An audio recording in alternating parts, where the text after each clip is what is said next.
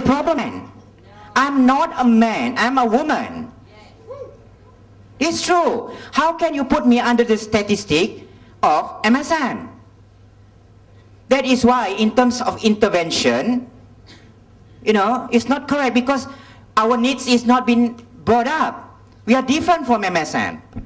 I think for the transgender, transsexual community, they don't want special rights. They want equal rights. But by identifying them as, you know, you are this, it exposes them to even more visibility and target, even state persecution. You are this, you know.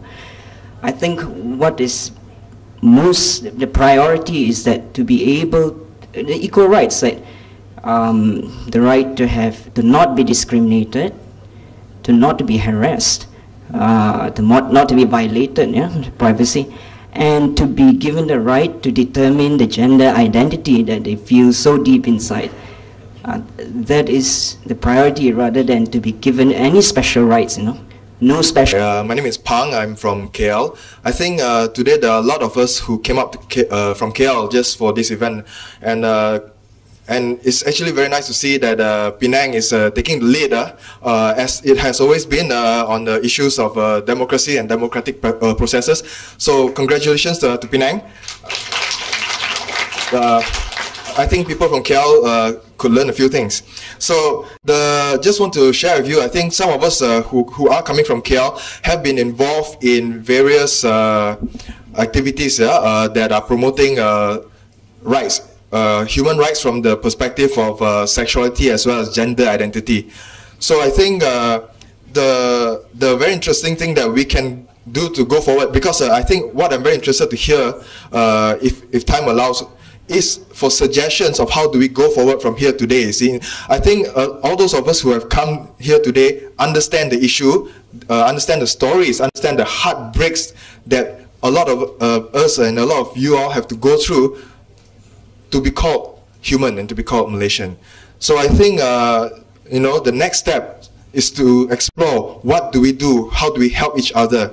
So I have a few suggestions. Yeah, I think that it's very interesting that Yuki also brought up that it's not just vulnerability to health issues and HIV. Actually, it is vulnerability to violence. Yeah, getting beaten up, not just by the members of the public, but by authorities, okay, who claim to be protecting innocent people. They are involved in beating up innocent people, okay, for no reason other than trying to be who they are. So I think we need to actually be able to talk about all this openly. But what is happening? We all know the media is preventing us from talking about this openly, right? We recently have the Censorship Board of Malaysia, the Film Censorship Board of Malaysia, saying that we can depict transsexuals and homosexuals as long as they bertaubat or die by the end of the films, right? I see so many wonderful sisters here. None of them, I think, need to bertaubat because they are proud members of Malaysia, okay? So I think congratulations to being able to live their lives proudly, you know, Kartini, Sulastri, everyone here. So there's nothing to repent about. And I think these stories need to come out, okay? But before these stories need to come out, before they will even allow us the stories to come out, I think I want to ask all my sisters and brothers, you need to start speaking up your stories. You need to start telling your own stories. You need to not be afraid of your own stories, okay? So don't give your ass to politicians, okay? I'm just kidding. What I'm trying to say is, don't turn your back to politics, okay? We need to married women. I mean, we are all in this together, okay?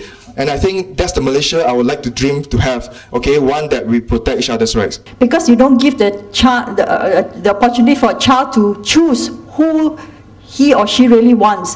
Let's say intersex child, you have the operation and then you register as a boy or a girl. What happened is suddenly you register as a boy and then when the child grew up, you wanted to be a girl. And the proposal for the card is to ensure, while we're waiting for the legislative approval to change the identity cards into male or female or transsexual or whatever, the reason of me proposing the card is because there are so many other opportunities for those marginalized group citizens. They are getting a lot of benefit. For example, I mentioned just now single mothers, single fathers, And also now, for example, the Prime Minister is now giving a 10,000 ringgit amanah saham wawasan for them to reap the dividends for this type of group. And as mentioned just now, the income is $500 and below and so on, and don't want to be branded as the sex workers and so on. And therefore, if you said that you can have a united national organization, that is what I meant. We must have a strong body to represent this group, our group, TS, the Transgender 3G group. Beyond that, because like now, as mentioned, transgender is asking for equal rights, not special rights. There are a lot of things that impact the transgender community. You know, talking about access to health that's still been discriminated, job employment. I think the most important is to advocate, yeah, for us, helping us out together with the others. You know, what has been highlighted. There's a lot of stigma against the transgender, you know, in terms of getting job, access to treatment, health, and every other thing. Even you talk about health just now, ARV, a lot of transgender who are positive do not have access even to ARV. So, I mean, there's a lot of policy now, if you talk about that affects the transgender community. Yeah, a lot, not only everything. You know, what you all has brought, that's why I think, is good the question from here, you know, from talking about hormones, talking about HIV, everything. This is the reality life of transgender, designed specific for the transgender community. It's explicit, it talks about everything, negotiation, talking about oral sex, talking about anal sex, talking about hormones, everything. This is specific design for the transgender sex workers, this CD. I don't show it because it's explicit, some of it, and my pictures, some of it doing it, in this video. Yeah, oral sex, but we teach people the right thing. If you want to work with transgender, but I do not, I think you can get it from Fhda, but you have to ask permission. We're going to translate into Bahasa Malaysia. Yes, it's going to be translated into 7 languages, this CD. The information, this is called this Transgender Health Resource. So that is why, I mean, like now, you see, the information, the data is all there already. They all have told you what is the problem of transgender. We all know already. Like as he said, we need to move. Where do we move from here? Sekiranya, if you think that you want to work with transgender, you have to understand the language of transgender first. If you are a counselor, you are not comfortable talking about sex, forget it. Yeah, a lot of people, you know, talking about sex education, they themselves don't feel comfortable talking about sex. That's the problem. And don't think that, you know, you can impose your values. Transgender, even they have been caught during raid, yeah, police raid. So what the magistrate say, cut your hair. Do you think that transgender will stop sex work? No. There's a lot of wig hair that we can put on and becoming more beautiful.